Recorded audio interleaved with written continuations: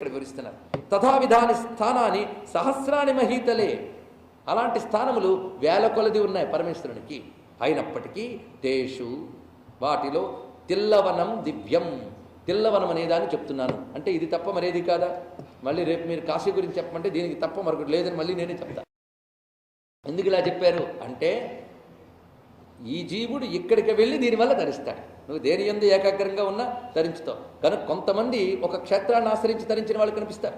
రమణ మహర్షి అరుణాచలంలోనే ధరించిపోయాడు, అన్నమయ్య తిరుమలలోనే ధరించిపోయాడు, గురువాయూరప్ప దగ్గరే నారాయణ భట్టాత్రి ధరించాడు. ఆయన అది తప్ప మరొకట్లేదు. మనకు అన్నీ కావాల్సిందే. ఒక జీవుడు ఒక క్షేత్రం ద్వారా ధరిస్తాడు. ఆ జీవుడి వల్ల ఆ దేవుడు ప్రసిద్ధి పొందుతాడు, ఆ దేవుని వల్ల ఈ జీవుడికి కీర్తి లభిస్తూ ఉన్నది. అందుకే అన్నమయ్య అన్నాడు, పూని నా వల్లనే కీర్తి పొందేవులు అన్నాడు. వెంకటేశ్వరి కీర్తి అంటే ఈయన వల్ల వచ్చింది.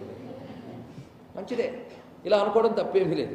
అలాగా ఆ జీవుడికి ఆ క్షేత్రానికి అనుబంధం ఉంటుంది. ఇది కూడా మనం తెలుసుకోవాల్సింది. దేశ తిల్లవనం దివ్యం తపోవృద్ధికరం మహత్ సర్వైరపి పురాణైస్ తదుత్తమం పరికీర్తితం. పురాణములన్నింటిలో కూడా దాన్ని ఉత్తమం అని చెప్పారు. ఎందుకంటే అందులో ప్రధానంగా ఉన్న విశేషం ఒకటి ఉన్నది. తస్య మధ్యగతం స్థానం, ఆ తిల్లవనంలో ఒక మధ్యలో ఒక చోటు ఉంది. దాని పేరు శ్రీమూలస్థాన నామకం. దాని పేరు శ్రీమూలస్థానము. దాని పేరు మూలస్థానం అంటారు దాన్ని. యస్య మధ్యే జగద్దీప శోభతే నిశ్చల శివ. అక్కడ నిశ్చలంగా ఉంటాడట శివుడు, ఇటువంటి చెదరకుండా ఉంటాడట.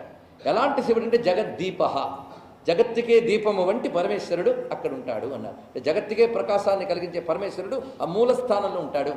అదే శ్రీ మూలనాథ అనే పేరుతో ఆ మూలస్థానంలో తిల్లవనంలో ప్రకాశిస్తుంటాడు. పూజ్యతాం సశివో నిత్యం త్వయా ముగ్ధేందు భూషణ.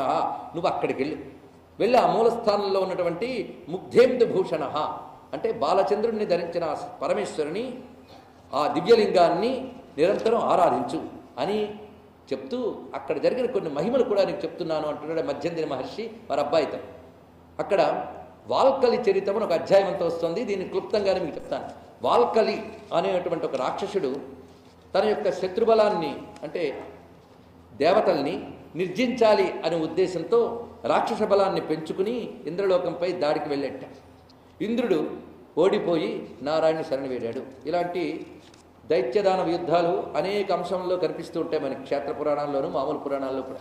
పాప ఇంద్రుడి మీద ఇన్ని మార్లు దాడి జరిగాయా అంటే ఎప్పటి నుంచి స్వర్గం ఉందో మనకేం తెలుసు.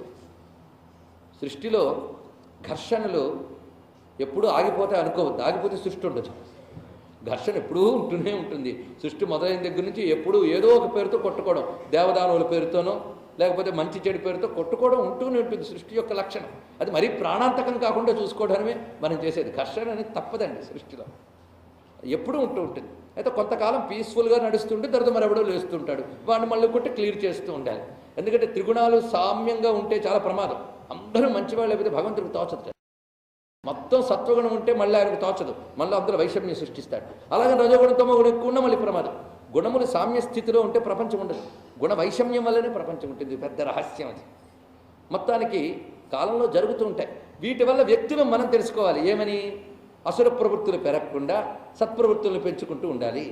కనుక దైత్యులు దేవతల్ని ఏడిపించారు, దేవతలను నొక్కేశారు అంటే మనలో ఉన్న అసుర ప్రవృత్తులు మంచి ప్రవృత్తులను దెబ్బతీశాయి. మొత్తానికి వాల్కలి అనేటువంటి రాక్షసుడు ఎప్పుడైతే ఈ విధంగా దేవబలాన్ని క్షీణింపజేశాడో అప్పుడు నారాయణను మొరపెట్టుకున్నాడు. ఆయన వీళ్ళు యథాప్రకారం స్థితికారకుడైన నారాయణ ఒక మాట చెప్పేట, నీ తపశ్శక్తి క్షీణించింది, వెళ్ళి తపస్సు చేయాలంటే. ఇది కూడా గుర్తుపెట్టుకోండి.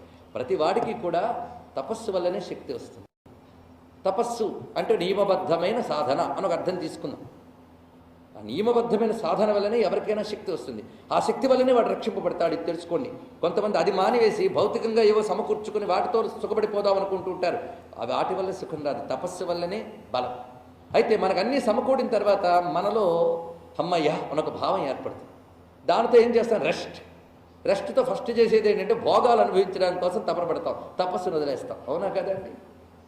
అప్పుడు ఏమవుతుంది? తపస్సు క్షీణిస్తుంది. నీ తపస్సు క్షీణిస్తూ ఉంటే ఇంకొకడు యొక్క తీవ్రమైన తపన వాడికి తపస్సే నీ మీద వాడి దాడికి వస్తాడు. అదే రాక్షసులు తపస్సు చేసి దేవతలను కొట్టేయడం అంటే. అప్పుడు మళ్ళీ దేవతలు తపస్సు పెంచుకోవాలి. కనుక నువ్వు వెళ్ళి తపస్సు చేసుకున్నాడు. ఎక్కడికి వెళ్ళమంటావు అని అడిగాడు ఇంద్రుడు. అంటే ఒక్కసారి నారాయణుడు ఆలోచించి ఆ మూలస్థానం ఉన్నటువంటి తిలవనానికి వెళ్ళని చెప్పాడు. ఇక్కడ అంటే ఇంద్రుడికి కూడా అక్కడ తపస్సు చేయమన్నాడు. ప్రస్తుతం వాల్కల్ అనే రాక్షసుడి మీద యుద్ధం చేయడానికి కావలసిన తపశ్శక్తి ఈ క్షేత్రంలో నీకు తొందరగా లభిస్తుంది. ఏమి ఎక్కడో దగ్గర కూర్చొని చేయలే, అనర్ధాలుగా ఫలిస్తుంది, శీఘ్రంగా ఫలిస్తుంది, తీవ్రంగా ఫలిస్తుంది, కనుక అక్కడికి వెళ్ళవయ్యా అని చెప్పాడు. అయితే ఒక్కటే కండిషన్ అని చెప్పాడు ఇంద్రుడు, నేను వెళతాను కానీ నువ్వు వస్తే వెళ్తాను అన్నాడు. ఆయనకి అదొకటి.